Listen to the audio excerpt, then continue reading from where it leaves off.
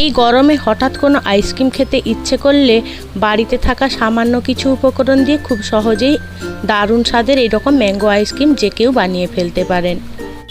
আমি আজকে হাজির হয়ে গেছি এই রকম দারুণ স্বাদের একটা ম্যাঙ্গো আইসক্রিম নিয়ে।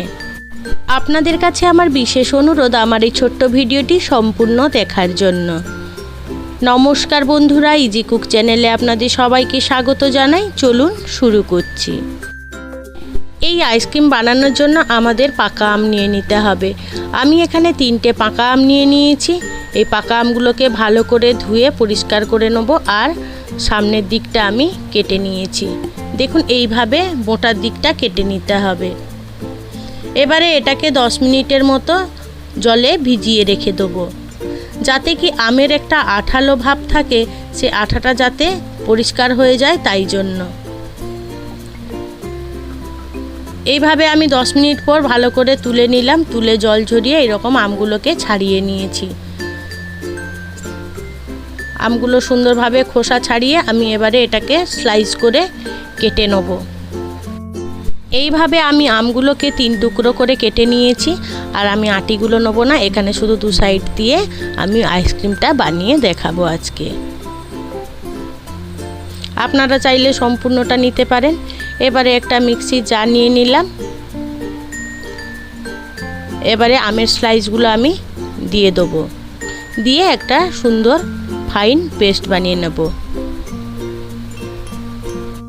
বন্ধুরা, আপনারা কে কে আম খেতে পছন্দ করেন সেটা কিন্তু আমাকে কমেন্টে জানাতে ভুলবেন না।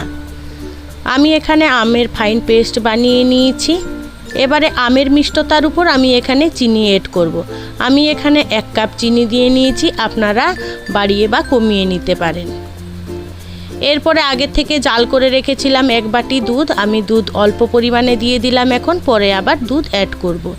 দিয়ে সব উপকরণগুলোকে আমি আবার মিক্সচার জারে গ্রাইন্ড করে নেব। এইভাবে দেখুন আমি ব্লেন্ড করে নিয়েছি।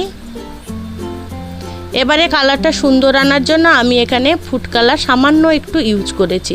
আপনারা চাইলে এটা নাও দিতে পারেন, এটা অবশ্যই অপশনাল। এবারে আর কিছুটা দুধ দিয়ে আমি এটাকে আর একটু পাতলা করে নেব। আর দুধটা অবশ্য ঠান্ডা হতে হবে। এইভাবে আমি ব্লেন্ড করে নিয়েছি। এবারে আইসক্রিমে মোল্ড নিয়ে নিয়েছি। আপনাদের কাছে যদি আইসক্রিমে মোল্ড না থাকে তাহলে এরকম ছোট ছোট কফির কাপ নিয়ে নিতে পারেন। এটাও যদি বা না থাকে এরকম ছোট ছোট স্টিলের গ্লাস কিংবা কাঁচের গ্লাসও নিতে পারেন বা কাপও ইউজ করতে পারেন। এবারে আমি মোল্ডের ঢাকাগুলো খুলে নিচ্ছি। খুলে এবারে ওই মিশ্রণটা আমি একটা চামচ দিয়ে আমি ভর্তি করে নেব। বন্ধুরা, আপনারা যদি ইউটিউব থেকে আমার এই ভিডিওটি দেখে থাকেন তাহলে আমার এই ক্ষুদ্র চ্যানেলটিকে সাবস্ক্রাইব করে আমার পাশে থাকার অনুরোধ করছি। আর যারা ফেসবুক থেকে আমার এই ভিডিওটি দেখছেন তাহলে আমার পেজটিকে ফলো করে দেওয়ার অনুরোধ রইল। এবারে মিশ্রণটা দিয়ে আমি আইসক্রিম মোল্ডটা ভর্তি করে নিলাম। এবারে ঢাকাগুলো দিয়ে আমি এটাকে সরিয়ে রাখছি।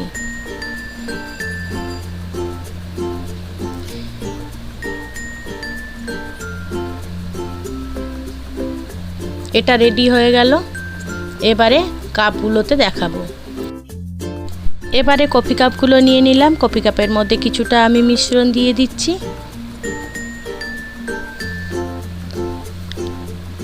এবারে সব কফি কাপগুলো আমি ভর্তি করে নিলাম। এবারে গ্লাস নিয়ে নিয়েছি, গ্লাসেও আমি কিছুটা মিশ্রণ দিয়ে দেবো। এবারে ফয়েল পেপার নিতে হবে। ফয়েল পেপারগুলোকে আমি এই কাপগুলোর উপরে কভার করে দেবো, আচ্ছা র্যাপ করে নেব।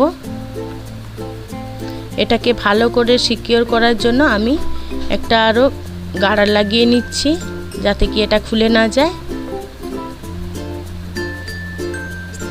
এইভাবে আমি কাপগুলো সব কভার করে নেব আর গার্ডার লাগিয়ে নেব। বন্ধুরা, আপনাদের কাছে যদি ফয়েল পেপার না থাকে তাহলে আমার এই টিপসটি অবশ্যই ব্যবহার করতে পারেন। বাড়িতে তো এই রকম অনেক রকম প্লাস্টিক থাকে। এই রকম একটা মোটা প্লাস্টিক নিয়ে নিতে হবে, দিয়ে এটাকে গ্লাসের সাইজ অনুযায়ী কেটে নিতে হবে, দিয়ে এইরকম কভার করে দিয়ে গার্ডারটা লাগিয়ে দিতে হবে। এটা আপনাদের সুবিধার জন্য আমি বলে দিলাম, যাতে যেটা আপনার সুবিধা হবে সেটা আপনারা সেইভাবে করে নিতে পারবেন। এবারে একটা ছুরি দিয়ে এরকম সামান্য একটু কেটে নিতে হবে।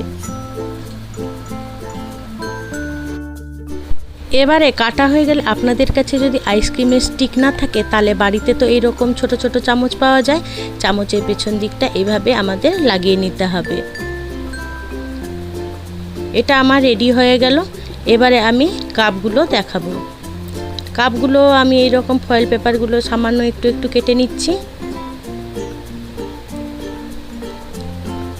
এবারে এইরকম আইসক্রিমের স্টিক আমি লাগিয়ে দেবো। এই রকম সহজ ঘরোয়া টিপস পেতে আমার চ্যানেলটিকে প্লিজ সাবস্ক্রাইব করে রেখে দেবেন আর বেল আইকনটি ক্লিক করতে ভুলবেন না, যাতে আমার দেওয়া সমস্ত ভিডিও নোটিফিকেশানগুলো আপনারা সবার আগে পেয়ে যান তার জন্য। এইভাবে আমি সবগুলো রেডি করে নিয়েছি। এবার এটাকে আমি ডিপ ফ্রিজে রেখে দেবো, 6 থেকে 7 ঘন্টার জন্য রেখে দেবো। তবে আপনারা ওভারনাইটও রেখে দিতে পারেন। এবারে 6-7 ঘন্টার পরে ফিরে এসে আমি দেখাবো। 6-7 ঘন্টার পরে ফিরে এলাম, সব কিছু বার করে নিয়ে চলে এলাম ডিপ ফ্রিজ থেকে। এবারে চলুন আগে গ্লাসটা আমরা দেখে নিই কীভাবে আমাদের এই দারুণ স্বাদের খুব সহজেই বানিয়ে ফেলা আমের আইসক্রিম তৈরি হয়েছে।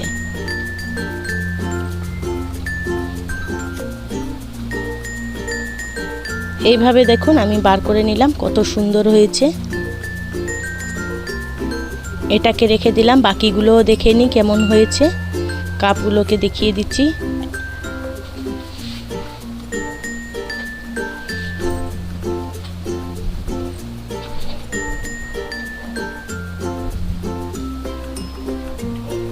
এইভাবে কাপটাকে ছিঁড়ে নিয়ে আমি আইসক্রিমটাকে বার করে নিলাম।